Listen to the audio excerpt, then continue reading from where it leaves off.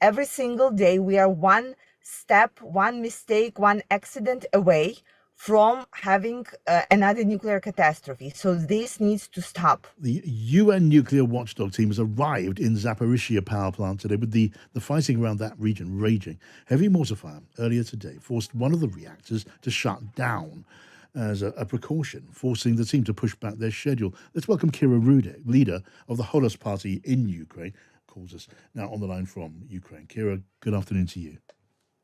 Hello, thank you so much for having me. It's good to have you here, Kira. Tell me your feeling about the Zaporizhia power plant and the threat of something, well, an awful, some sort of explosion or attack resulting in a disaster. Well, I remain concerned about that, and as well as fellow Ukrainians here.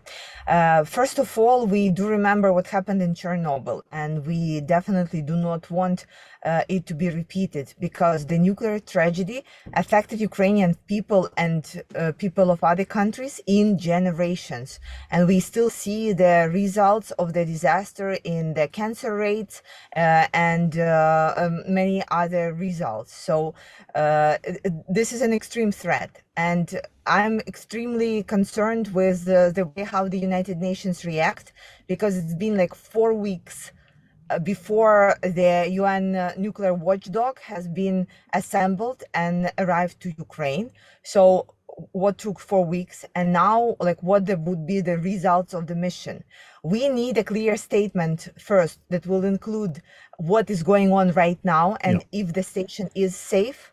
And second, we need to push Russia to remove their forces from there, from the station, and make sure that the plant remains neutral. Right. You know, like every sane person would never ever fight near the nuclear plant, right? We wouldn't even imagine that somebody would do something like that. But this is the reality, that every single day we are one step, one mistake, one accident away from having another nuclear catastrophe. So this needs to stop. This is why we expect really a lot from the mission that is right now in the Zaporizhia nuclear plant, and hope that they will achieve the results. And do you believe the UN inspectors can achieve an important result? Can they, by inspecting the site, by making their recommendations, make the situations safer? Because I suppose if there is a shell landing on the plant, if there is some sort of nuclear disaster, well, no one's going to claim responsibility for that. Well, I do not believe that they can stop a disaster, but I do believe that they can tell the truth, and the truth is extremely important. So I do believe that they need to assure us that right now, currently, the station is in a safe state. I really hope so. And second, they need to provide the UN with, the recommendation. Because right now, Russia is saying that it's not them shelling the station, etc., etc. Yeah. So to prevent this kind of propaganda, the information report from the UN mission would be a very good and sufficient step. Right. All across Europe, Kira, as you know, that there are worries of what winter will bring. Will it bring, the energy crisis? Will it mean people going cold? In the case of Ukraine, it could also lead to much deeper problems. It could lead to people, fleeing their homes in terrible conditions. It could add to the problem of refugee flows as well. How much of a concern is that for you? It's a second concern, like after the nuclear disaster. We do not think that it would be an incredibly complicated winter. We know that. And we know that we are unable right now as a country to provide all the people with the proper housing and warmth during this winter, because the energy crisis will hit us more than anybody else. This is why we are telling people to prepare and to take responsibility for themselves as well. And then we will do what we can in these conditions. However, the state of the housing that was destroyed by Russians and shelling is still terrifying. We were not rebuilding anything. Didn't manage to rebuild most of the stuff. Many refugees internally live in the temporary housing, which is not heated properly.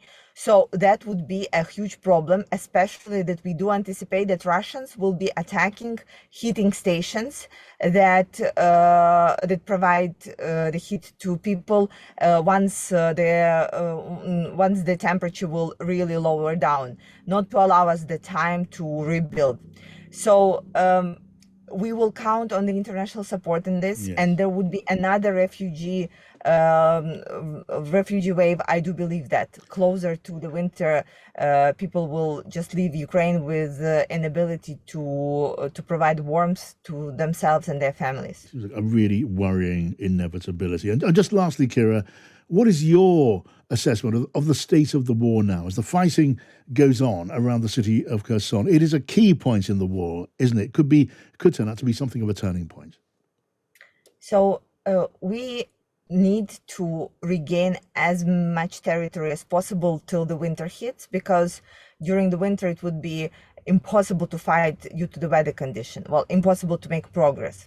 And this is why the next 2 months, they are incredibly important both for us and for Russians, because everybody will try to make an advance to face winter in the best condition possible.